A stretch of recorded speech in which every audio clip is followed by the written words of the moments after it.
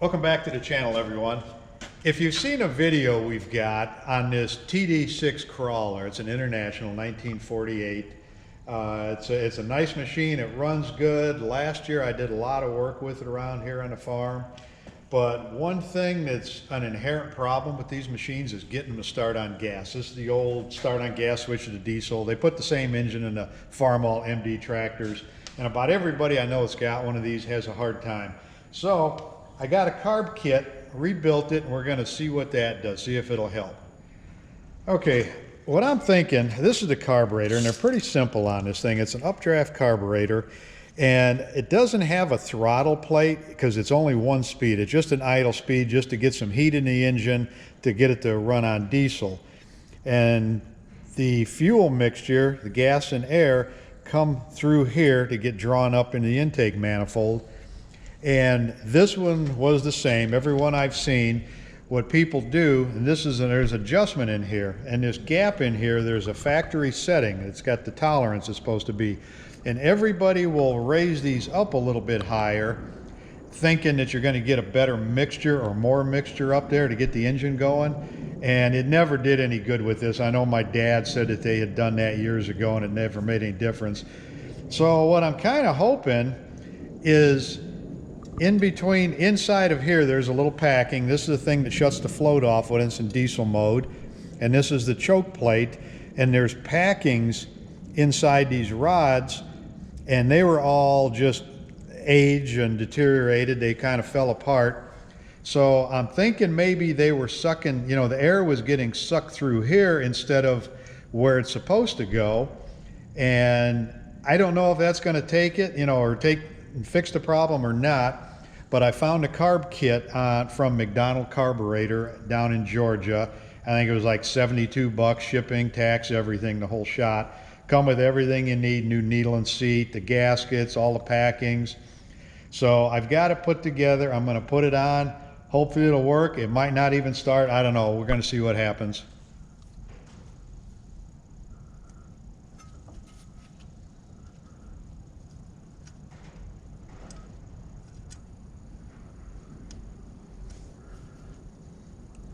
Those don't fit. Okay, it's all bolted on, fuel lines hooked up, we got fuel to it. The reason I'm thinking maybe part of the problem is those packings dry out, because if you run this thing every week or so, it'll start right up. If it sits for a month or two without being run, then it's hard to start. So the last time I started it was November when I put some fuel treatment in it. So I'm thinking that when you use it every few days or once a week, those packings get saturated with gas, they swell up, and they keep it sealed. Once it sits for a month, maybe they dry out and it sucks air through the wrong places. I don't know, but it's ready to go. I'm going to try it and see what happens. It might not run at all. It might start right up.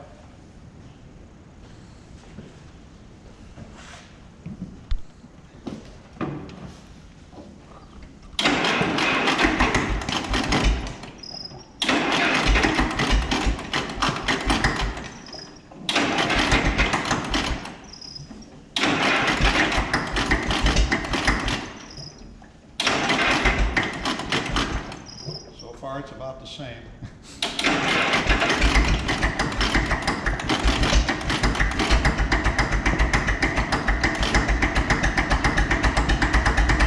Well, actually it started a little easier than it usually does.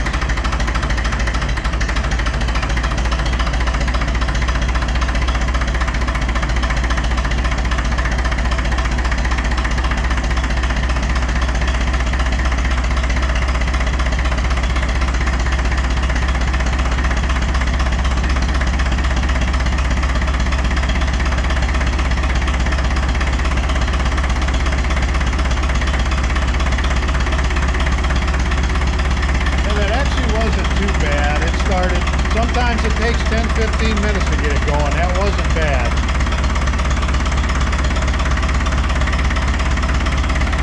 So let it run a few minutes and we switch it over to diesel, and I know that'll run good.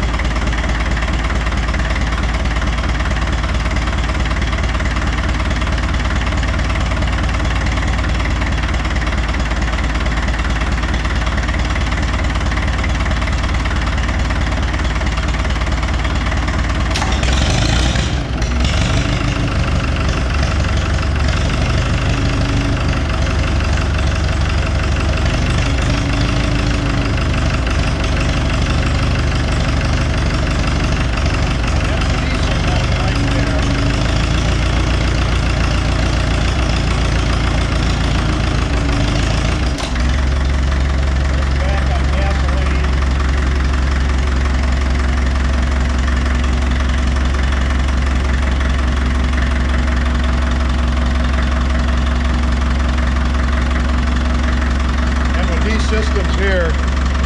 Turn it back on gas, let it run the carburetor empty, and then that shuts it down. So it'll run full out here in a minute. But it did seem to start easier than it normally does when it sits all winter. Sometimes you won't get, it takes you half an hour. So that wasn't bad. It's got new plugs, wires, cap, rotor, the magneto cover is all new.